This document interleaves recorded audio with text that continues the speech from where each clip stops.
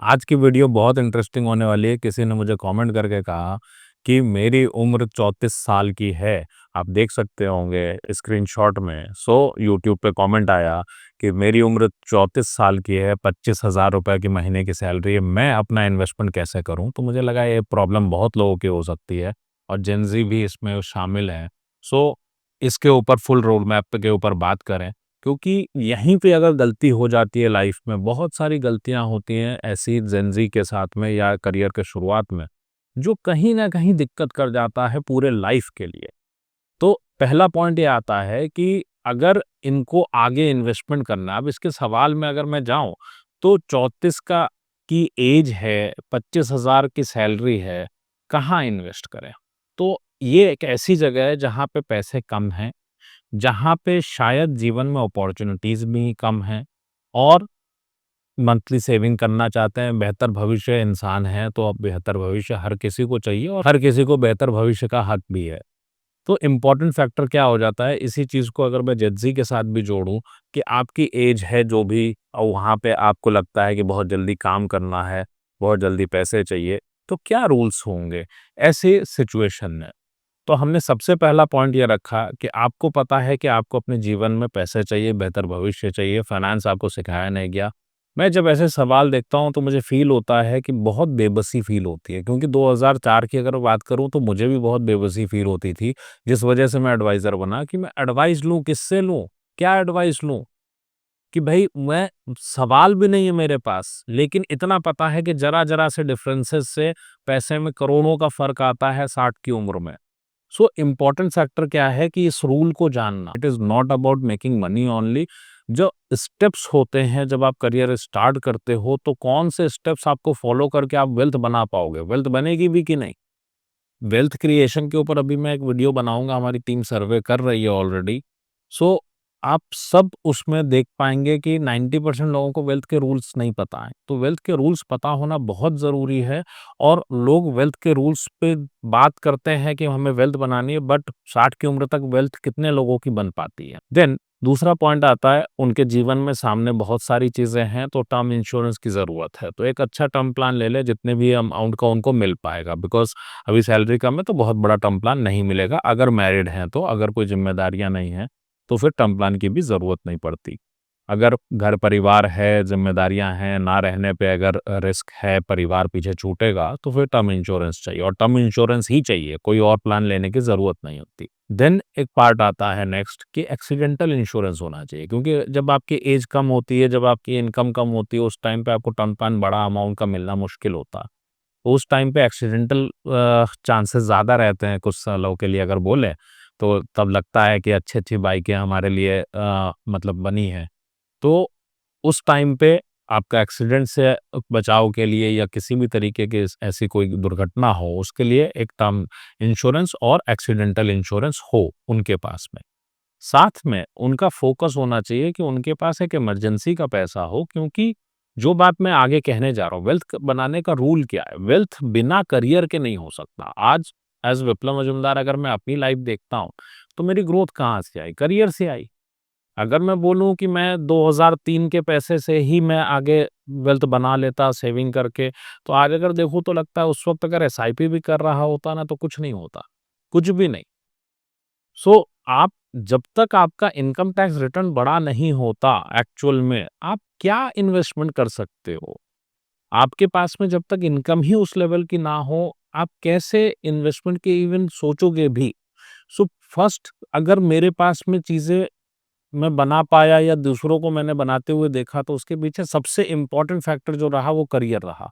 तो करियर में कई गुना छलांग अगर लगानी है, तो you must have emergency fund. Office में प्रॉब्लम आएगी, द मोमेंट आप लाइफ में ट्रांसफॉर्मेशन की स्टेज पे जाएंगे, आपको प्रॉब्लम्स आनी ही तय है। प्रॉब्लम किसको नहीं आती है? सिर्फ उस इंसान को नहीं आती जो आगे नहीं बढ़ रहा। जो आगे बढ़ रहा उसको प्रॉब्लम आएगी, हर तरह की प्रॉब्लम आएगी। घर परिवार से भी प्रॉब्लम आएगी उसको, उसको हस्बैंड वाइफ वाली प्रॉब्लम भी आ जाएगी, घर में उस तरह की लड़ाइयाँ होंगी कि टाइम नहीं बच रहा है, माता-पिता भी नाराज़ होंगे, क्योंकि आप फ़ोकस करोगे अपने करियर पे, तो फिर टाइम लगने वाला है।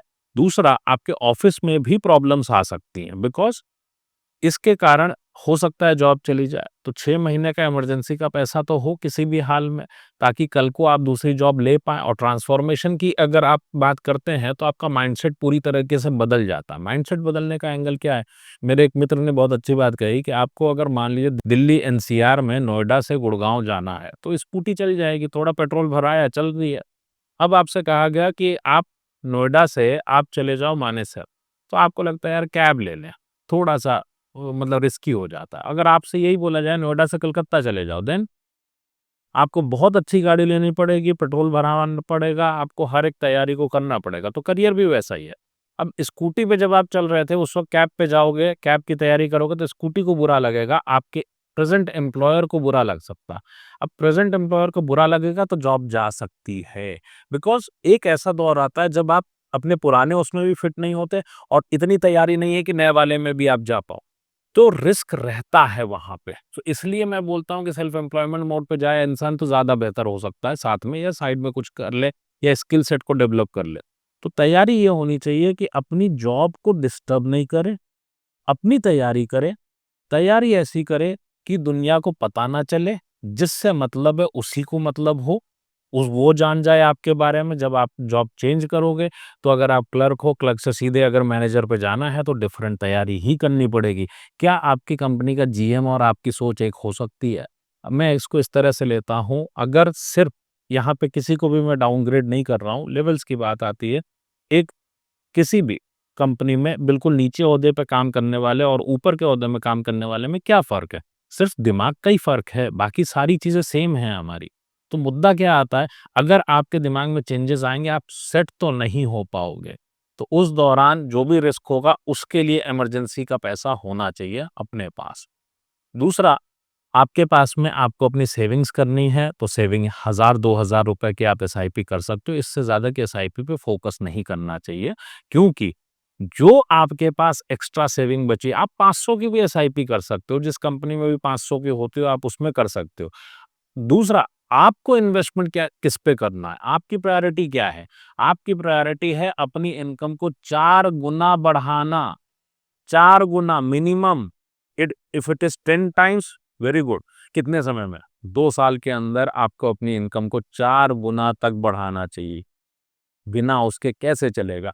आपके बच्चों की ज़रूरतें होंगी आने वाले समय में, बच्चों को प्लेटफ़ॉर्म देना है, अपना सुनहरा भविष्य देना है, अपने आप को सेव करना है, अपनी वाइफ़ को, आपकी वाइफ़ को भी हक है, हमारे घर के बच्चे, मैं अगर अपनी बात करूँ, अगर आज जो भी ऊपर वाले ने दिया, जो भी अपने बच्चों को पढ़ा पा रहा हूँ, एक ठीक स्कूल में पढ़ा पा रहा हूँ, तो ऊपर वाले की वजह से और जो भी मेहनत हुई उसकी वजह से। लेकिन अगर सोचा नहीं होता तो कैसे बनाते? आपके बच्चे को भी हक है उतने पैसे बनाने का और वो आएगा मिडिल क्लास में इसी से। इस बात को ध्यान रखिएगा। अपने पैशन को पहचान लीजिए, अपने पैशन के हिसाब से काम करिए, जो आपको अच्छा लगे। देखिए, थकावट मुझे भी होती है, सबको होती है। लेकिन अगर आप अपने पैशन का काम करते हैं, आपको पता है कि कौन-सी चीज़ आपको बिल्कुल सोने नहीं देती, कौन-सी चीज़ ऐसी है जिसमें मैं काम करता हूँ तो एकदम शरीर में एनर्जी आ जाती है, तो वो काम चुनें। जब आप उस काम को करते हैं तो रात-दिन नहीं देखते फिर आपको, क्योंकि डेली 2 से 4 घंटा एक्स्ट्रा देना पड़ेगा। बहुत सारे लोगों को ये वीडियो खटकने वाली है कि ये इन्वेस्टमेंट में ऐसी कैसी बात कर रहा है।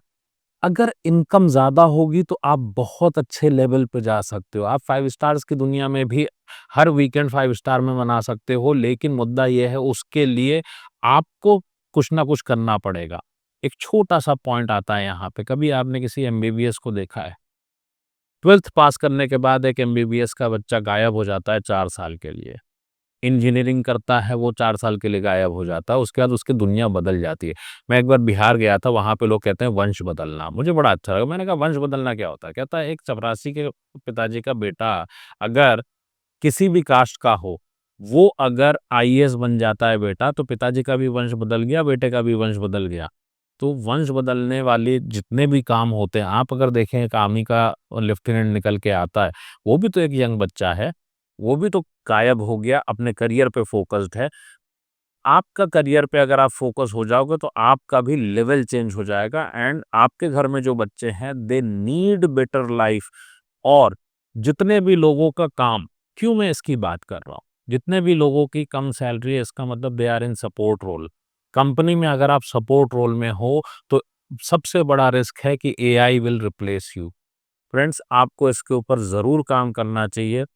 इसलिए रिज़ल्ट बेस्ड पढ़ाई करें, रिज़ल्ट बेस्ड स्किल सेट बनाएँ, जिससे आप अपनी जॉब अच्छी कर सकें या सेल्फ एम्प्लॉयमेंट अच्छा कर सकें। कुल मिला के एक रोड मैप है अभी के लिए, और अगर आपकी चीज़ें बेहतर होंगी ऊपर वाले के आशीर्वाद से, हम लोगों की दुआ से, एडवांस लेवल की भी पढ़ाई करिएगा, क्योंकि वहाँ की यात्रा फिर एकदम डिफरेंट होगी। वहाँ के वेल्थ के रूल्स बिल्कुल डिफरेंट होते हैं।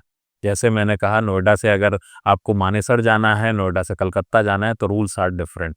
कोई फीडबैक हो तो कमेंट करके बताइएगा। वीडियो पसंद आए तो लाइक एंड चैनल को सब्सक्राइब कर दीजिएगा।